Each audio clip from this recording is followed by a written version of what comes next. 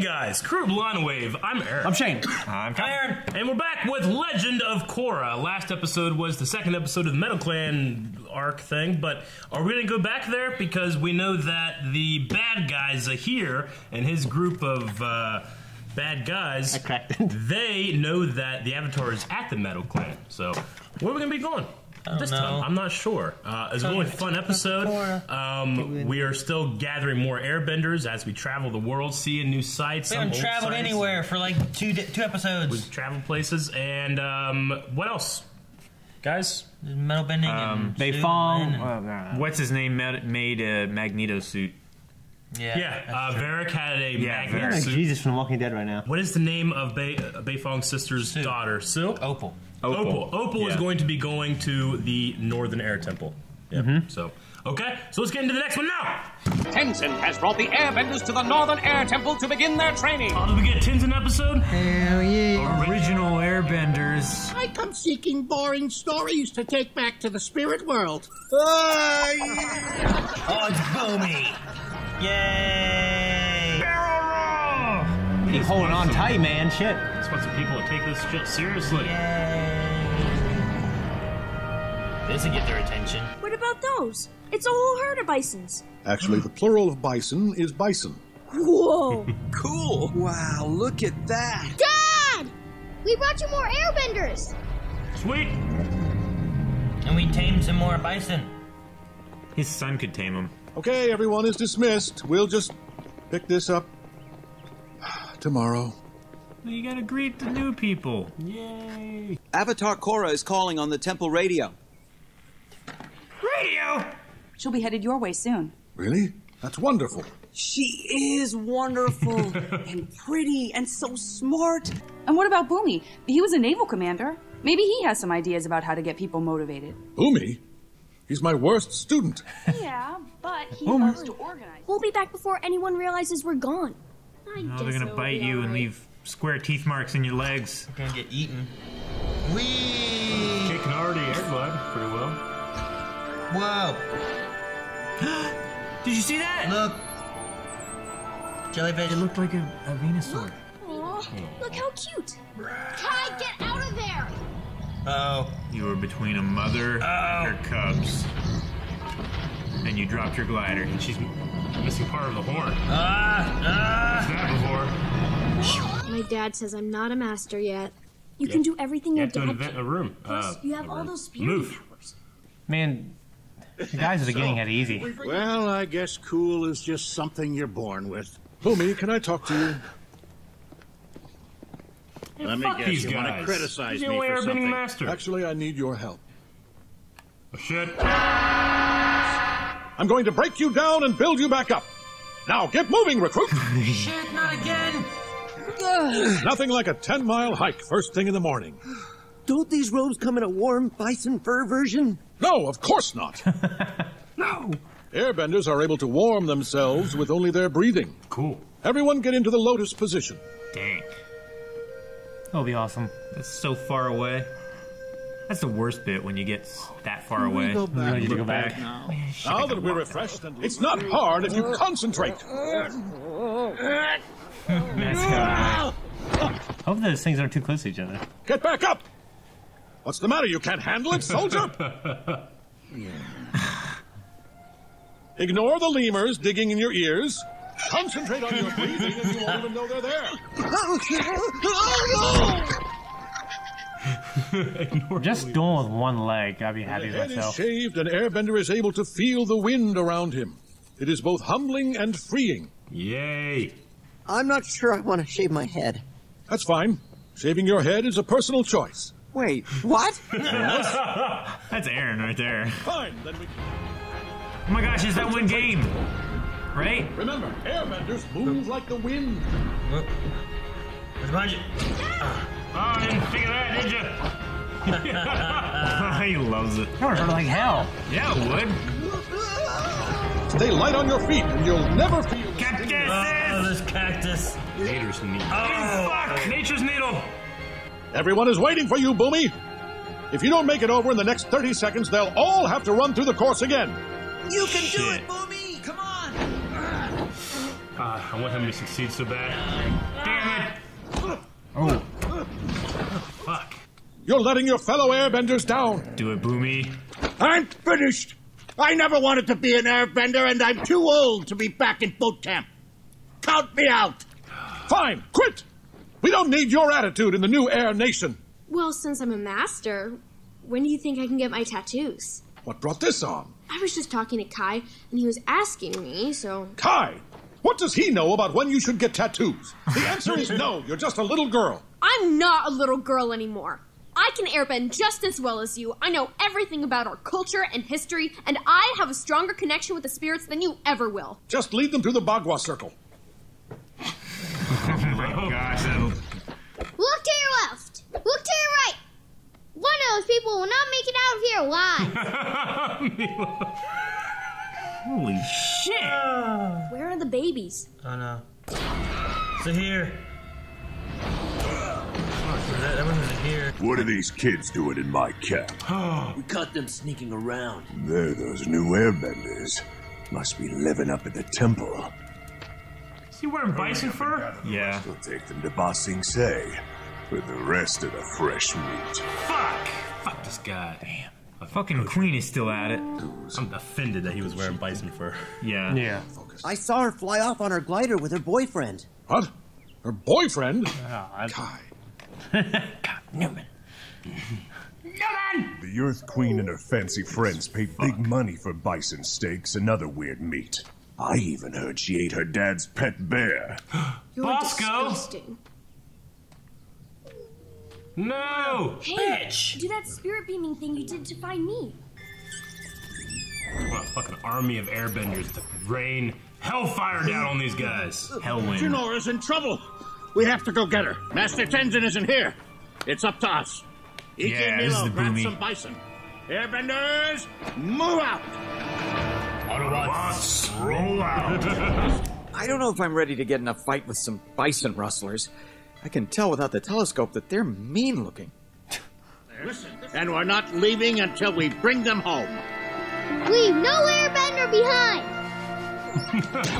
Alright, kid. Shit. Oh. Free the bison first. They're earthbenders. Whoa! Nice, nice. Oh, now they know. Yes! Perfect time. Perfect time. Duck, dip. You felt it. He felt it. Yeah! So cool. Steer, you can do this. That was so cool. That was awesome. Yes. Oh, don't let him leave. No. Kite. He's flying like a kite, get it? Oh, the babies. Oh shit. What's Tenzin coming here like a wrecking ball? I'm coming, Zenora. Yes! Is there a river somewhere? Holy shit, kid! That was awesome! It's like Indiana Jones. I know. Yeah, but Indiana Jones went off a cliff. Jesus, take the wheel! What? Think about Raiders. I can fuck up Denora, man. Shit! We got fluffy cushions in there. Look at the fur he's wearing. Yeah. You think you can kidnap Denora and all these baby bisons? Bison. Kai! That's enough. But that was very good technique. That's your daughter, dude. Rough him up. I know his daughter. Now push into the water. Push into the water. Maybe you boys haven't heard, but there's some new airbenders around these parts. And you never mess with an airbender's bison. You can just roll the truck in the water. Yeah, man, that's fine. I Dude, never could have shit. dodged that Fuck. net. You guys should totally get shaved. I'm proud of you. You remind me of Dad. I'm sorry I've been causing you so much trouble. You know, even though I'm Aang's son, I never really felt like I was part of the Air Nation before. You are now.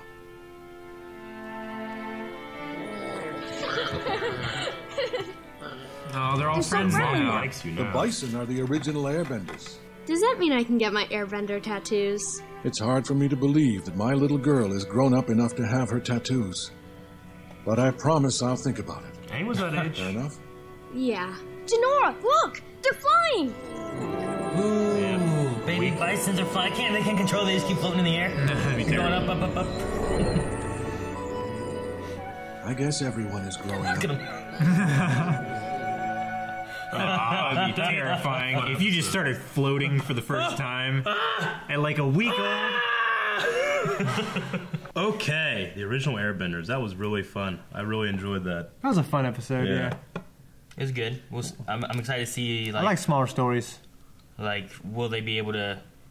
Like, Tenzin looked like he was having trouble, but I think if Bumi and him actually worked together on it... Like, I don't think he really, like, took Korra's advice of making him think it was his idea to, like, help. Yeah. Like, he just kind of like, what's your idea? Okay, I'm going to do that. Yeah. You know what I mean? Like... Yeah. He needed Bumi to kind of help, and he needs to lead Bumi while Bumi helps him lead the others. Yeah.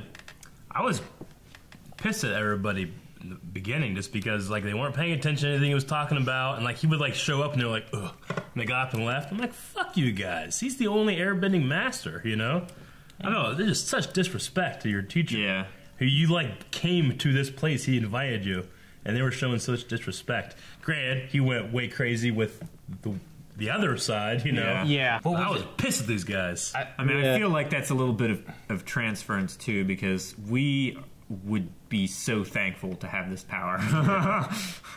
Yeah, but when they were there talking, like they were on like he's on like 98 or something like that, right? Yeah. Had they been fine before, but then it's taken 6-7 hours of us sitting here listening to him tell this story and stuff, and it's like it's getting a little long. No, I get you. We could stretch, like spend like an hour with this, and then we do this, and then do this, and have their schedule stuff, and then you're good. But I'm not saying he was being perfect, but like the disrespect that they showed, I felt was they should bend over backwards shitty. almost, even if they're uncomfortable. It was super shitty. But I mean, like I'm sure he had such rigorous Airbender traditional training, you know. Well, it was so important that he not only be taught how to airbend, but to preserve that culture that Aang felt like was going to be lost. You know, I was kind of feeling like maybe it shouldn't be about trying to perfectly preserve that culture, but to create a new culture might be something that you need to do, you know? Rather than trying to, like, you know, protect what had come before in the past, kind of create something new. But I think they are kind of doing that. You're saying build versus rebuild. Rebuild versus reshape it. Reshape it and make it more modern, you mean? Because you said like they should remake it instead of rebuild it. I'm like, well, wouldn't, like if you had a house and you were gonna remake the house or rebuild the house, wouldn't that be the same thing?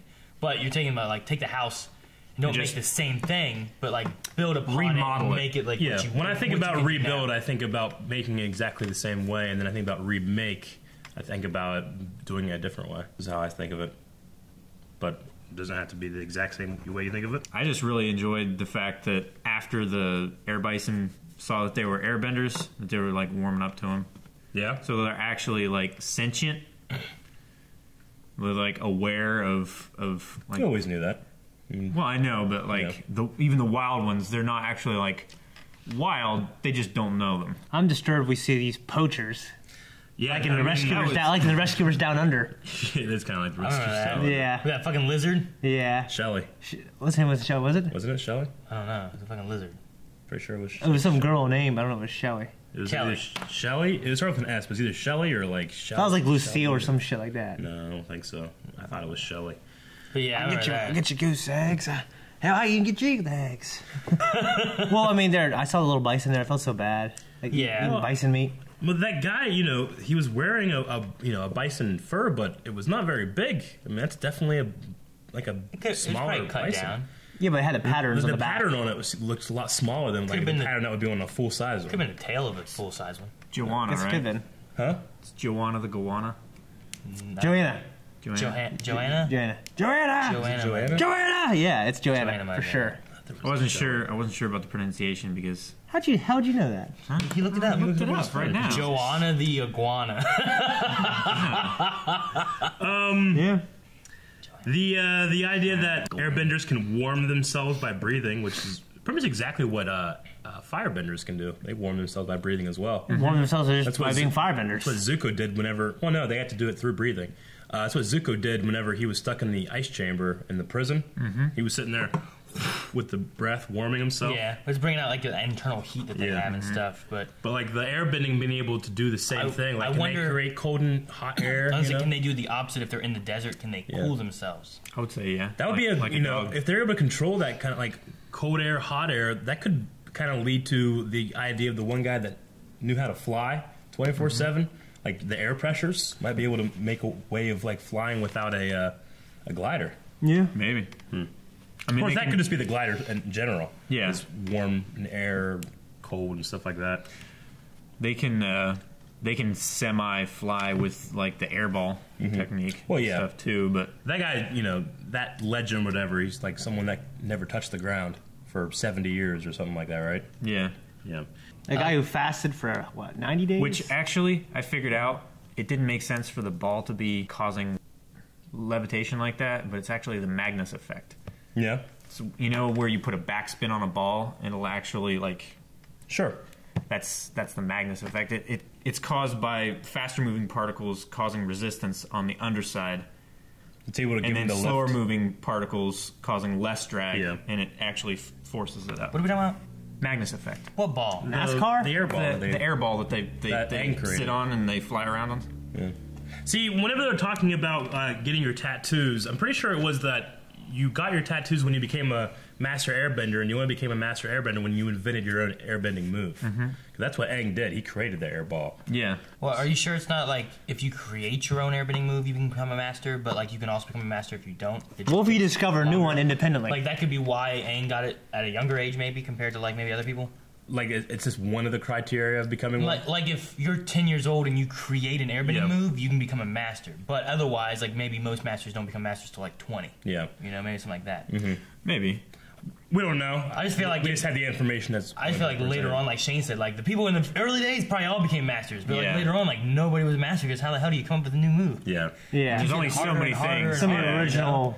Yeah. Yeah. I would say, what if you discover a move independently that's already been discovered? Yeah. You came upon on your own. It's that you would probably know all the previous like moves and stuff, right? As part of being you would think. What's the idea of like there's only like 20 original stories you can tell or something like that? Something like that, yeah. You know what I mean? Yeah. Like there's 20 original stories, and every other story is just like a variation, of that same story. It depends when you ask. Like there's a lot of like teachers or master storytellers that'll say, yeah, there's 20, or there's 6, or there's 3. Yeah, or there's 3. There's only 1, really.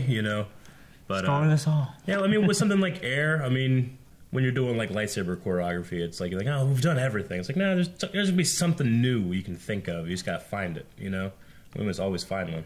When we're coming up with new ideas, new moves, stuff like that. I guess if you spend years doing it. Yeah. I mean, it's true, right? Yeah, no, Aaron, this joke between me and Aaron, you're over there. Yeah? Yeah. What's the joke? Don't worry about that. You guys have it in the video. What is it? Don't worry about it. Move on. What do you have to say then, Shane? The Bison thing. That's all you had to say? Yeah. All right. Okay. I like, what's that little boy's name? Kai? No, the little boy, like the little bald boy. I can't remember his name, but I love the look to your left, look to your right. One of these people will not make it alive. It's like what? Is his name Miko?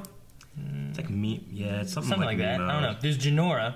That's what I remember. I think it's like Miko. The bald, something like that. the guy with the mustache, he had his head shaved involuntarily, but he didn't have to. Like, who else wants their head shaved? Like, I kind of don't want it. Well, it is voluntary. Yeah. What? I love the idea that, like, because he has it shaved off, like, it grants him that advantage. And we saw it, and it was animated really well. I loved it. Yeah. Reminded me of Spider-Man. It was really cool. They should have had someone else. Well, I guess they had Janora get shot with that net thing. I was like, you should have had someone get shot with the net thing. You just get shot, and then he gets shot, and you notice it. I wonder what that would be like to get shot by that thing. Huh? I wonder what it would be like to get shot by that thing. By a giant net? Milo, yeah. Milo and Stitch. Something like that. That's a Milo. Wait, getting shot by a net? A net thing. No. Yeah. Nutted on. Okay. What? I always wonder what it would be like to be shot by a net like that. Yeah. Oh. Well, I don't know how well it would work. It'd be like throwing a blanket at you. With weights around the outside. I've always wondered about nets because I've never felt like, I'm like, how do people get trapped in nets? You just can't, you get tripped up and stuff. I guess. I've never been trapped in a net, I guess. Like, I'm just like, I don't understand. Can't you just like... We should get like a weighted net and throw it on there while he's running and see what happens. Somebody used a hammock as a makeshift net. Threw it over me. I was like, God, shit! Like it actually did like, because the way the edges were, like it actually got underneath my elbow and I couldn't like lower my arms or anything. Had to like go out. I can like see that. like a net. It was weird. Fucking me up rather than like we were talking about the other day, like when people like put like socks and stuff in people's mouths to gag them. Like, like just spit it out. I'm always like, ugh. Eric's like, how come when they shove shit in their mouth, they're always like, ugh? Can't they just go and spit it out? Oh yeah, I agree. No. Yeah, I'm like, I don't know. I don't know. Maybe the way they put it in, they like put it in like this and roll it down. That way, it's on top of their tongue, and they can't like push it out. Well, I mean, what they probably do is push it in, and then they try to like get it like behind both teeth. That way, it's kind of like stuck in there. That way, they have to like push it out like that. And if it's pushing their tongue enough, then their tongue can't get enough push on it. Maybe. I don't know. You got to do other mouth that's like fully open though, because if they can open their mouth more, then they have more leverage to get it out. I've never gagged people like that, so I don't know. He just does the and ties it behind. Yep. So if Janora gets her tattoos, does she need to shave first to do that? You think? I don't know.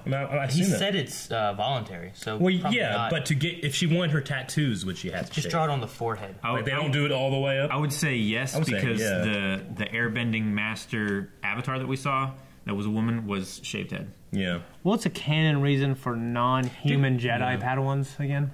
Not having braids? Huh? What was the old canon reason for non-human Jedi Padawans having braids?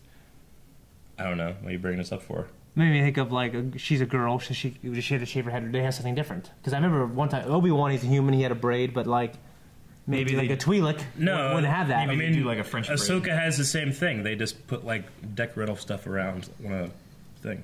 Even though she doesn't have hair, she has Padawan braid. Yeah. I think with who you're talking about, the Avatar Yao or something like that. I think she had like hair on the back of her head. Yeah, she but probably up had front was shaved. Well, yeah, but it did. But she probably had shaved it when she got her tattoos, and then maybe it grew back. You know, because she didn't have that kind of like circle hair design in the back that covered her tattoos. But I assume that you'd have to shave, get the tattoos, and then if you wear hair back, then it grows back. I forget because we've seen Aang shirtless and stuff. How far does it go? It goes all the way down. Goes all the way down his back and down his legs. Yep. And it splits up here at the neck and it goes down his arms too. Yep. And there's one that wraps around. No. I wonder if anyone has ever had an avatar like a ball rip guy who's ever had an avatar tattoo.